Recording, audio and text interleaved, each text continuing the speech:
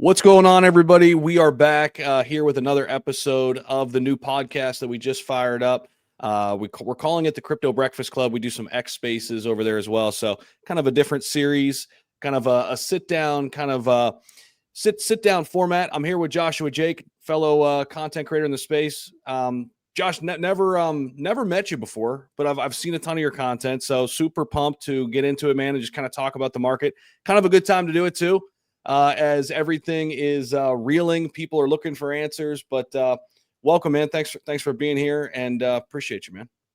Yeah, thanks for having me. I just realized we've probably never met as well, but I've watched so much of your content. I just felt it's interesting how in the world of content creation, especially in the crypto market, it's such a small niche. It's like everybody knows each other, but they don't actually know each other. So it's a pleasure to meet you, Zach. Yeah, man, that's why I wanted to start this. Like we get caught up in our own little worlds, and it's like, man, what's somebody else thinking? You know, what's their take? How can I learn from somebody else? So super pumped, man. Let's just jump right into it. So the market tops out at 126. It was kind of weird, you know, in terms of how we got there. You know, we hadn't really had like a full-fledged altcoin season. Bitcoin, though, is on this parabolic run since late 2022. What's your take on that first? Just kind of how we got there, you know, from the bottom of 2022 and just kind of how much this space has shifted and changed from the last cycle. Yeah, I would have to say it's definitely unexpected. Even the $126,000. I remember early on, I switched to a hardcore bull once we hit 120. I was like, oh my goodness, something is different in this market. I think the original thoughts I had was we're going to be peaking between 120 and 130 back in 2022, simply because that was 2x the previous all-time high. It was like that's 120. Doesn't feel like we would ever get to $100,000, let alone 120K back then after FTX and Celsius and everything collapsed. But these last 2 years have been just incredible, and I think just ultimately market shifting, I think, is the right words I would use. It's with Trump coming into office with the whole new tariff mechanics, the whole new interest rate level zones, the amount of money that is being invested back into the U.S. economy, job markets, everything. It's all shifted so much. It was not necessarily unexpected to see the $126,000 Bitcoin. It was unexpected to see how poorly altcoins performed against Bitcoin. Truly entering this new institutional wave, making you realize, okay, those traditional 4-year cycles everybody loves to talk about, where you have this alt cycle move. Everybody knows the famous chart of it flows into Bitcoin, then it flows into large caps, and it flows into mid caps and small caps. And that didn't really happen this cycle. Instead, we just saw a mass influx and rush into Bitcoin, this new digital gold rush, and then just pocket niches really pop off with narratives. ChatGPT sparking it back in like 2023 or 2024 or when the ChatGPT released. Huge AI bubble. And then now I think that's the key word is people are wondering how much further do we have to go? And that's now starting to correlate and correspond to seeing that peak at 126 now pull back as if we're entering a new bubble or somehow things are going to pop. But yeah, I think that's the word, is just simply unexpected. Yeah, I mean, you kind of hinted to it, and this is something I've been thinking about, talking about too, you know, with my audience. It's been weird because we haven't had that euphoria, right? Like whether it's like we haven't had like the new money really come in from the retail side. Obviously, the institutions are here. That's kind of, I think, what's driving all of this.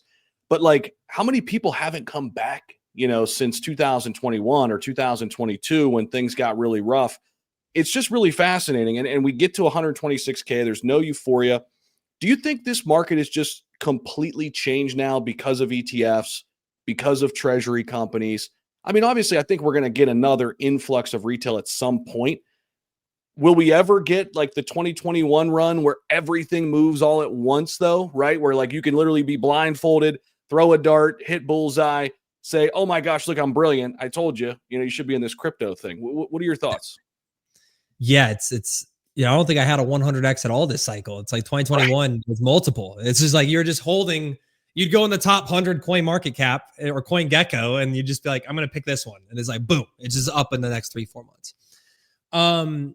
But yeah, in terms of the retail mechanics, I would say in hindsight, there's obviously clear signs of peaking. I mean, Donald Trump launching a meme coin, that was just so insane. It was like, you're like, no, how is this bearish? Like a sitting United States president just won the election, launched a meme coin, like deregulation's coming, institutional inflow, everyone's launching these tokens. And you brought up a good point though, like, is retail going to come back? There was this kind of, in my opinion, illusion of, or this mirage that retail was coming back, and you started seeing it with all the famous, alt season is coming, and it's, we're back in this rotation of a cycle. But then you go look at your total 3, you look at your total 2, and for anybody listening in, if you don't know what that is, that's the entire market cap minus Bitcoin. It actually hit the same levels as 2021. So, when you actually look at that data point, and if you want to adjust it for inflation, go for it. But minus 5%, you're near that all-time high of the same retail attention that we had in 2021. And so now the question changes to, okay, well, if we had that same retail attention, why did this market shift? Why aren't my altcoins? Why is my Cardano, my Polygon, my Polkadot, all of these traditional assets that did really, really well in 2021, why aren't they at all-time highs? And I think the conversation around that is just going to simply become, because of saturation of institutions and more market interest, is instead of having, and Zach, I used to actually watch your content religiously as well. I know you read white papers, or at least used to. I can't remember the last time I actually looked into a white paper now, because I just feel like it's going to be a copy and paste of an older white paper and just chat GPT'd. It is just copy pasta. Where in 2021, 2020, you didn't have chat GPT. So white papers where you went to actually research and truly understand what this product was, not what it will be. And sometime between 2021 and in 2024, the huge market shift, this rotation, we went from white papers being about what a project is and supposed to do and how it functions, to this is our product roadmap and these are our partnerships and how much hype can we actually attain. It changed to an attention market versus an actual valuation market. And so I really think just moving forward, this market, we have to be able to look back at that and say, you know what, this is a different market. ETFs haven't necessarily come in and ruined it, but it's brought in a new player. I remember in 2021, people hated the institution. They hated BlackRock. People were like, screw JP Morgan, screw Larry Fink, conspiracy. We need Bitcoin. We're libertarians. And now it's like, no, please, Larry Fink, buy more Bitcoin. Stop buying our Bitcoin, or stop selling our Bitcoin. And it's like, once you realize that market mechanic and that shift, this is no longer retail versus the one. This isn't the 1% versus the 99%. This is an entirely new PvP market. It's player versus player. And if you're going to enter this arena, you need to understand that institutions, ETFs, would stand for exchange traded fund for the listeners tuning in, is, a way for institutions to touch this market without being leveraged. They have no leverage. There's no exposure to leverage. So when we're coming in on 2, 3, 5, you saw 2Xs get wiped out a few weeks ago off a market issue, right? An order book issue. Was it manipulated? Was it corrupted? Was it some smart genius at some hedge fund that just saw a broken order book and was like, man, if I spam this way, it's going to, make us a ton of money. And he just played the capitalistic system. I think that's what we need to verify and move forward into the following years. Is I think we're finally seeing crypto not break out into just its own industry, but it's actually breaking out into an industry that realizes revenue matters. And if your product doesn't produce revenue or solve an actual issue, it's going to look really, really bad in the bear market. Yeah, for sure, man. And I think you kind of hinted at something I want to get into next is the whole ETF kind of story, and not so much Bitcoin, right? Because Bitcoin's here. It's been out now for a little while. I think January 2024. Then we got Ethereum. It's kind of slow rolling. What I'm really fascinated in is what's going to happen when we start to get some of these other big players involved. Like, we're seeing some really successful ones out there. Solana, this is something interesting. Despite everything going on, Solana's ETF's actually doing pretty well, right? We're not feeling it in the price action right now, but it's like 17 days since it's been out. It's been positive every day.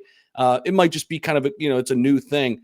But I think looking down the pike, like into the future, where I think the institutions want to get involved is kind of these basket ETFs. Let me get some exposure to Solana, some exposure to Cardano, some exposure to XRP, et cetera, et cetera, et cetera. And for me, and I'm curious to hear your thoughts, one of the ways I'm trying to kind of hedge my bets is kind of say, okay, where else is this institutional demand going to be, right? Because I don't think they're going to stop just at Bitcoin. And they've got a stronghold on that. I don't think they're going to let go, but I feel like they're going to want a piece of some of these other things. Do you feel that way in terms of like where the ETF space is going, does it dictate your strategy at all in terms of which altcoins you're eyeing right now? Yeah, it definitely does. I mean, I agree with like you're saying Solana is performing well. There's a VC interest, that institutional interest is flooding into the space. For me, it's kind of just a shift into like, what are the institutions doing? And in my opinion, they're 80-20 in their portfolio. They're all 80% exposed to Bitcoin, if not more, maybe 90%. And they have 1% in Cardano, 1% XRP, 1% in Solana. Solana is definitely getting a lot more attention. Obviously, Ethereum as well. I think those would be the big three. I think Dogecoin's not even too far behind those in some institutional interest.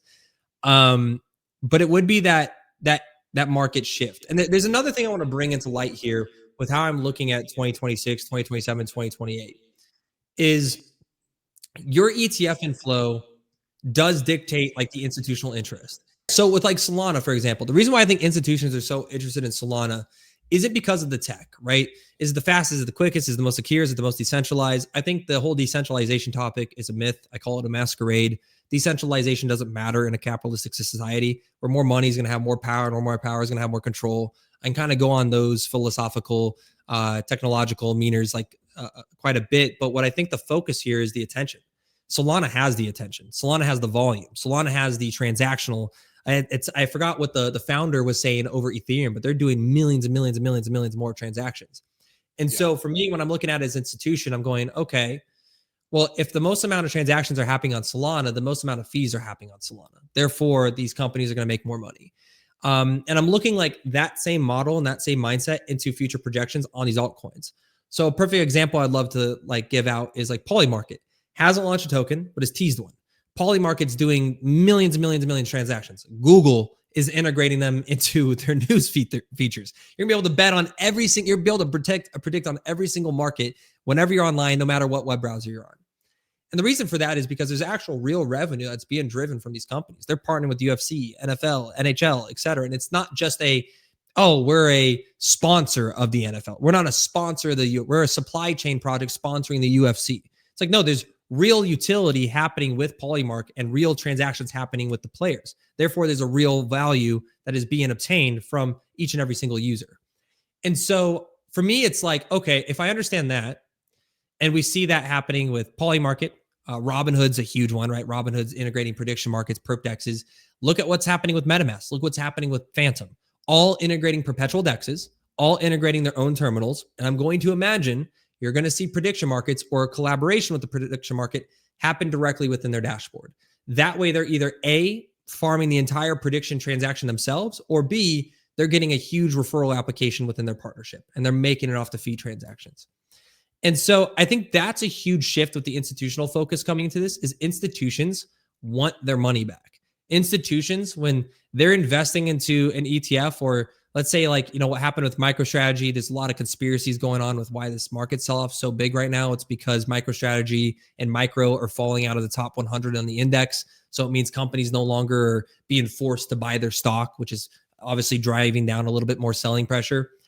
That can be a mechanic to it. But I just think to see exchange traded funds, to be in that category, it's back to exactly what you said. These institutions don't want to invest into a singular asset because what they're looking to do is actually look into a basket of goods because they know what is going to win at the end of the day is going to be the attention market. And they're going to take that fee and they're going to sell it into cash and they're going to put it into bonds. They're not going to hold it in Bitcoin. And if they are, it's going to be a subcategory of their balance sheet, or else they're going to be looking like MicroStrategy where it's down 40% over the last 3 months. And I don't think that's as institutionally interesting as the fees being generated.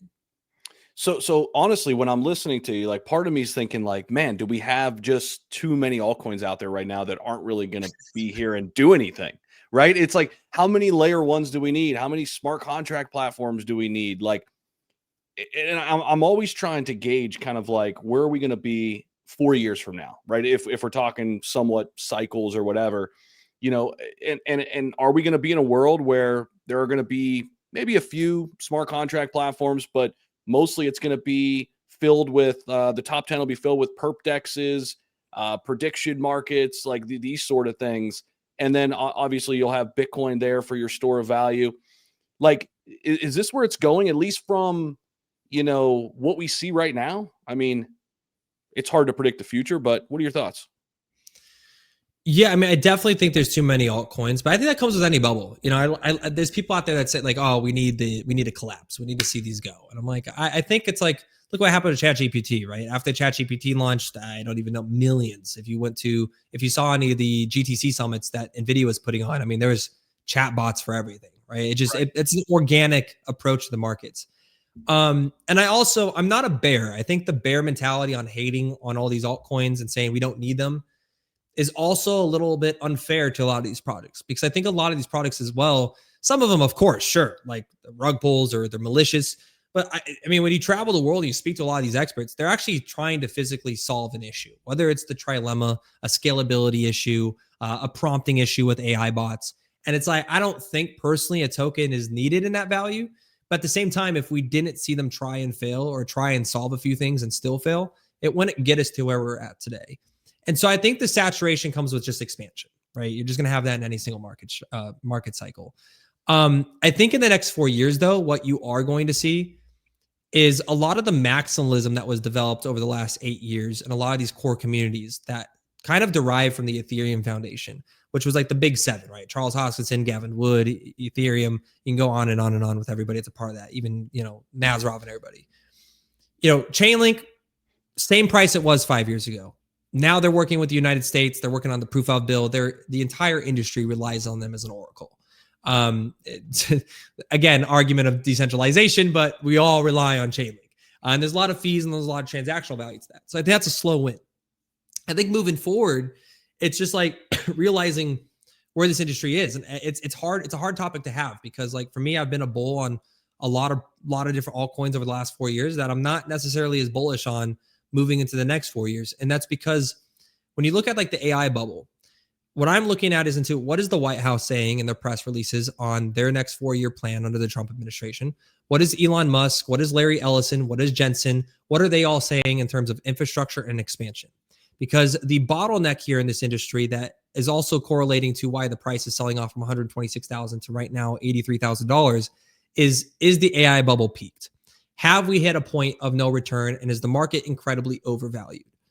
And it's like, on one hand, there's an argument you can make there. Michael Burry's shorting it. Palantir, but the Palantir FUD, I think is FUD. He sold off like $95 million worth of his shares. For anybody listening in, that's 0.23% of his overall shares. It's 0.23%, and it was a structured sale. So it wasn't like he's panic selling out of his position. And so something I'm really interested in right now, and as I've been traveling, I learned a little bit about this in Indonesia at CoinFest. I went to an AI summit, and I saw people there that were working on Starlink and a few other really big AI data centers in the atmosphere, the outer atmosphere, specifically space.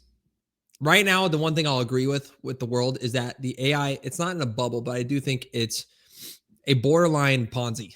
And why I say that is NVIDIA is selling to Oracle, and Oracle is selling to OpenAI, and OpenAI is selling to the government, which the government is selling to NVIDIA, which NVIDIA is selling to Intel, which is selling to Oracle, which is selling to OpenAI, in this giant circle. And so every single year, they're beating their quarter after quarter. More earnings, more selling, more GPUs, sold out for 18 months. And they're crushing it. Their earnings crushed it. And people are saying, oh, well, this is a scam. They can't keep doing this. They can't keep propping themselves up. And I would argue 100% the government can't, because they're not propping themselves up just because the technology is like revolutionary. They're propping themselves up because right now the real war in reality isn't the war happening in Russia and Ukraine. It's not what's happening in the Middle East. It's not a hacking war with North Korea. It's the space race. Whoever gets to space first wins the national security concern. Whoever gets to space first can develop data centers at a negative ratio because of the energy, sunlight, and everything that's produced in our outer atmosphere.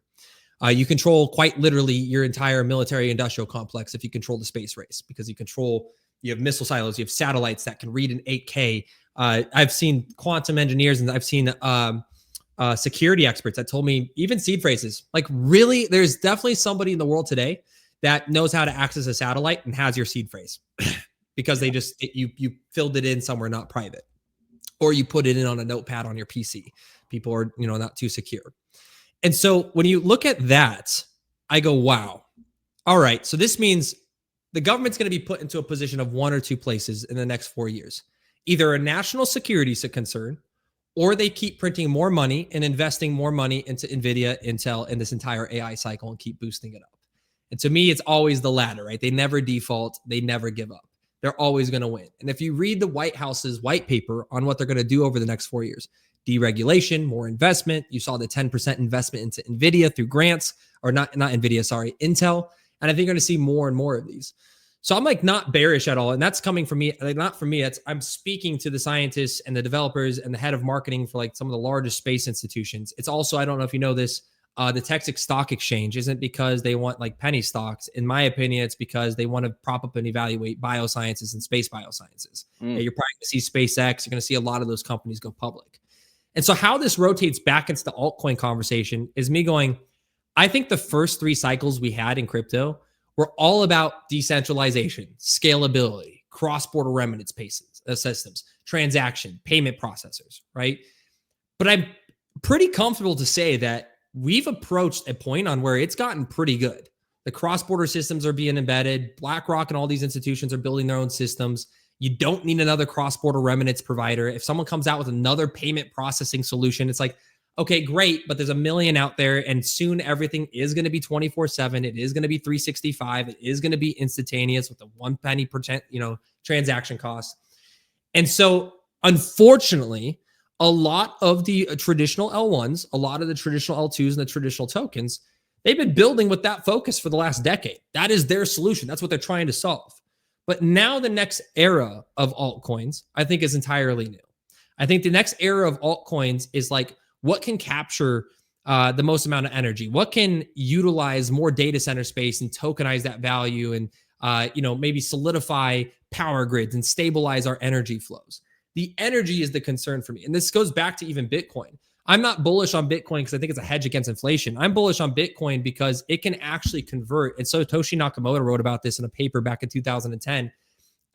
Thermodynamics. It can take a negative energy consumption and turn it into a net positive. So if you have, like, for example, flare emissions and oil companies are just burning off excess oil, wasting hundreds, if not tens of billions of dollars annually, they can take Bitcoin modular containers, put them on that facility, build a modular product that converts that wasted energy, captures it, and converts it into Bitcoin mining, which can be used for data centers, which could be used for more AI, GPU expansion, et cetera.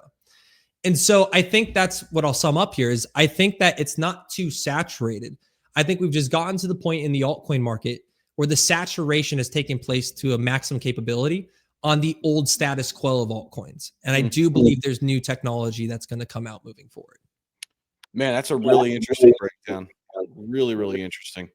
So my thinking now is, are there any altcoins out there that are kind of fitting into that realm? I mean, are you looking at things like BitTens or Tau? Or are you looking into Near, like in the AI sector? I mean, WorldCoin, these sort of things that are kind of heading in that direction? Yeah. Great question. So I think WorldCoin's obviously one of them. Sam Altman's like one of the most loved and hated people at the same time. Like, there's either a crowd that hates him or a crowd that goes, he's kind of actually doing a lot of really big things for the industry. So I think he's clearly one. I think Sam Altman, when he makes these crazy outlandish predictions, they're bringing in 13 billion in revenue, but promising 1.3 trillion in spending. And people are like, you're crazy. That's a scam. That's a Ponzi. But then you realize again, OpenAI has the contract for national security relationships with the United States government for Open Brain, which is our deep AI mindset for the national security concerns. Like, if he needs money from the government's going to give it to him. And that's my thought, at least, right? Maybe I'm wrong about that. Maybe it ends up being wrong, but I don't think they want China to win. So it's like China or Sam Altman, China or Sam Altman. And you're already in bed with Sam Altman. So interesting thought process there. But so Tau, I think, is great. Like any of these AI products that are trying to focus on GPU expansion, bringing down data costs, these data server issues. And I'm not a technician that understands any of that. I just know that's what everybody needs. Those are the bottlenecks. I think Bitcoin obviously still incredibly undervalued. I think Bitcoin, it could be worth millions of dollars if we actually obtain the modular sectors. People don't actually know this, but I work a lot in politics as well. I worked with the mayor of New York City, Eric Adams, quite a bit on his campaign. I worked with Ron DeSantis early on in his presidential campaign. I've worked with a lot of the different state senators. We have 3 bills we're working on pushing through January. The first question I ever asked Ron DeSantis in his presidential campaign was, I had an idea to convert all private energy companies that control the landfills and take the greenhouse emissions that they produce and convert it into Bitcoin. I think still to this day, over $1 trillion in value that is untapped in negative or wasted energy, just because of poor infrastructure development from the 50s, 60s, and 70s that we built in the United States. I think all of that can be transferred to large scale data centers or Bitcoin miners to convert a lot of that value. So Bitcoin's still early, but with those, I think you're going to see key players that pop up that figure out how to tokenize those systems, because we still have a lot of different systems that are broken, like the carbon credit system, where Bitcoin miners can't access carbon credits even if they're mitigating carbon emissions, because it's not looked at as a positive for environmentally friendly, sustainable. It's not sustainable energy in most eyes, even though if it's using or negating, it's crazy. So I think a lot of those mechanics can shift. For anybody that doesn't know, I'm pretty sure they can correct me in the comments on this. I think like carbon credit based contract grants per state like reach upwards of $250 million. That's an incredible amount of buying pressure, especially if you have the convertibles. And you can build really cool laws and embed it to where, let's say a mining company does convert the Bitcoin mining, but you can say they can't sell for a year, or they can only sell at a certain ratio. Or even better yet, I think Cynthia Lummis should do this with the Bitcoin Strategic Reserve, where we'll let you access the carbon credit based system, but 50% of it, we could tax whatever you want because it's not happening yet. Still insanely profitable for these companies. But now that actually goes to establishing the Bitcoin Strategic Reserve for the United States government that we can then build bonds off of. So there's so many amazing things that haven't happened yet. I think that's incredible. But then back to the altcoin topic that you asked, it's so hard for me to stay on it. I'm very bullish on things like Ondo, which they're supposed to have a utility announcement in January. But the reason for that is one of the only issues I've seen that hasn't been solved yet in our traditional markets, 364, 24/7 markets. We still don't have organization. So they're working with MasterCard, they're working with NASDAQ, they're working with large companies. I think that's great. Sergey Nazarov obviously shouts them out all the time in terms of the tokenization because they're doing all the Oracle for the equities. So I think those are two really, really good solutions. And I think underneath those two solutions, there's going to be a lot of core competitors that pop up with it. And then I see the biggest one, I think, and you're probably going to like this, is I think the prediction market is only going to get worse, but bigger. And the reason for that is because of the high cost of inflation and the way unemployment has struggled and the replacement of AI, as the dollar becomes weaker and people still have to pay off their debts under the Biden administration from the COVID-19 levels of interest. They're at max credit cards. They're taking out more debt than ever. They're defaulting on more mortgages than ever. They have less money than ever, which means they're going to feel inclined to not take $100 and invest it, but put it on a bet that because they don't care about $100 is already meaningless to them. They might as well try to get an iPhone out of it. And so I think you're going to see prediction markets go from one out of 2 guys are in prediction markets, 1 out of 8 females are on prediction markets, to just 50% of people have access or a prediction market account over the course of the next 2 to 3 years. And I think that's a huge investment cycle as well. Man, this is really fascinating. It's turned into kind of an AI discussion with blockchain, which I love because I think these two things are happening at the same time, and it makes sense that they're going to converge. So it sounds like, from this conversation, crypto is kind of transitioning away from speculative retail and kind of moving into what's going to be supported by the institutions. How can we really grow this asset class to solve real world problems? And maybe that's because of all that, maybe that's why we're seeing a lot of this volatility right now.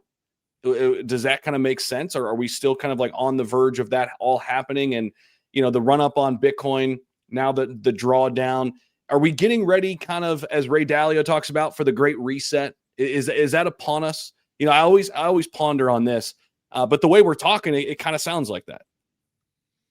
Yeah, I think there's just so much fear. I don't think there's a right answer. I don't think anybody knows the answer because some of the answers are like approaching singularity is the end of the world, right? So some people think that AI is going to kill all of us.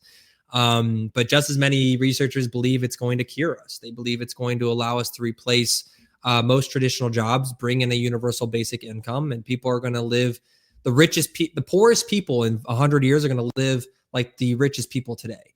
So that's obviously a massive spectrum, right? That's the polar opposite of each other. End of the world or just the beginning.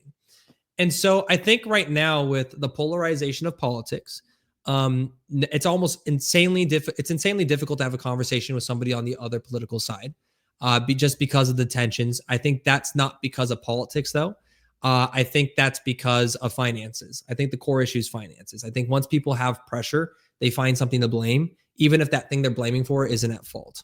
And so, with the political atmosphere that we're in, the change in structure of both monetary and fiscal policies from deregulation and tariffs, and at the same time, the emergence of an entire new AI sector that is quite literally replacing more jobs than ever currently today, or making jobs much more effective, which means if you're at the same job as somebody and you're not using AI to advance your skill set, you're going to get replaced by somebody that is using AI to replace your skill set in 2 to 3 years. And so all of those at once, I think it's incredibly unfair to ever put somebody like, what's going to happen in the next 4 years? Because it's like there's so many different macro and micro variables coming into it. It brings the word FUD. It brings fear. It brings uncertainty. It brings doubt. It doesn't help that your Democrat, we just had the Democratic Party shut down the government for 40 days to get literally nothing out of it. Like, we didn't have to shut down the government. There was no compromise, no nothing. It was just stalemate. Yep. Republicans still get what they want.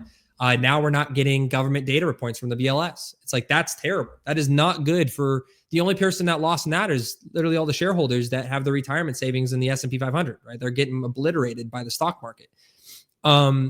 So I think, the way I would just simply answer that is, I think right now it's more important than ever to just start research. Like, don't give up on crypto. Don't give up on AI just because it's hard.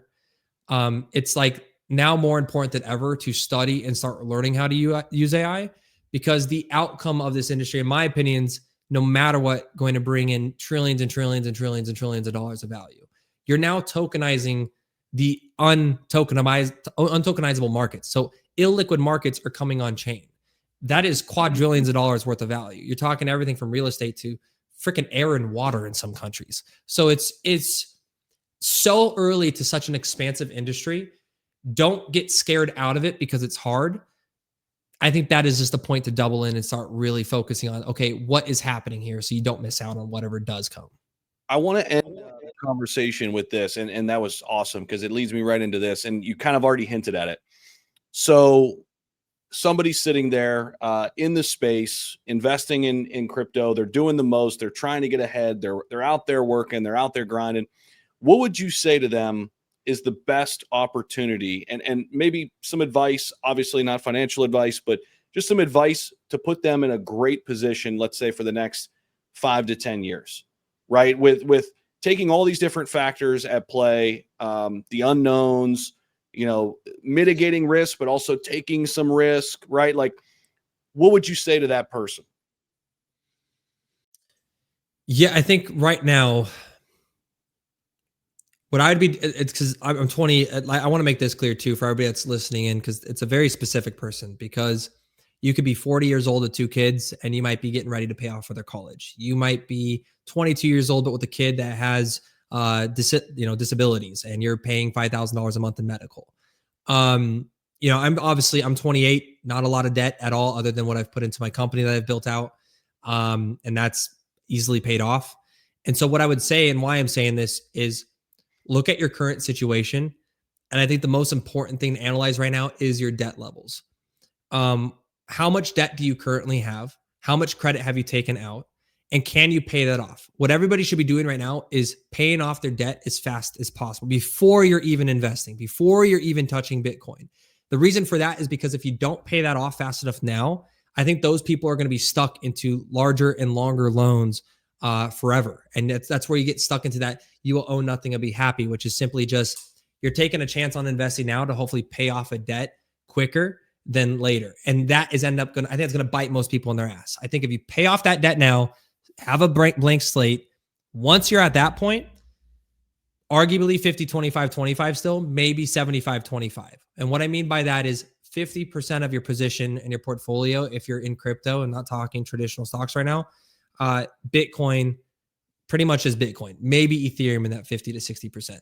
The next 25% is just large caps, but not the same traditional large caps of like, oh, I'm just holding my Cardano, my XRP, my Polkadot, et cetera. Like, you can hold those, but I'd really, really recommend you just start researching into the large caps that are doing anything that me and Zach just talked about in this, like what are getting the ETFs? What are helping with the AI infrastructure and the expansion of tokenization markets? Because if not, and that's where we're clearly heading, I don't think that 25%, I think you should just be all in on Bitcoin. I'm not even a Bitcoin maxi. It's going to get even more complex and more complicated as we move into 2026, 2027. So to sum up, pay off your debts as quick as possible. Once you're there, start with allocating to Bitcoin. I think Bitcoin's going to go to $1 million over the course of the next 10 to 15 years. And then just start taking that last a little bit of liquidity that you have and putting it into the infrastructure plays that are going to support the future of our markets. Man, I love it. This was awesome. So, Josh, where can people find you? I'll leave the links down below too for everybody out there. But where can the people find you? Where are you most? I know we're probably across a bunch of different platforms these days, but yeah, shoot, man. Yeah, so it's Joshua Jake on TikTok and Twitter. And then I would recommend checking out FOMO US, which is our esports trading company. We're building a physical live studio in Tampa Bay here in Q1, which will be pretty much a comedy show / trading show where we bring on all the world's experts, best traders at a physical location, and put on live performances as we host world esport competitions over the next 12 to 24 months. So those are the 3 places: FOMO US on Twitter, it's Joshua Jake on Twitter, and on TikTok. Super dope, man. Thanks so much for coming on. And thank you, everybody out there, for listening. And we'll see you guys in the next one. Thanks, Zach.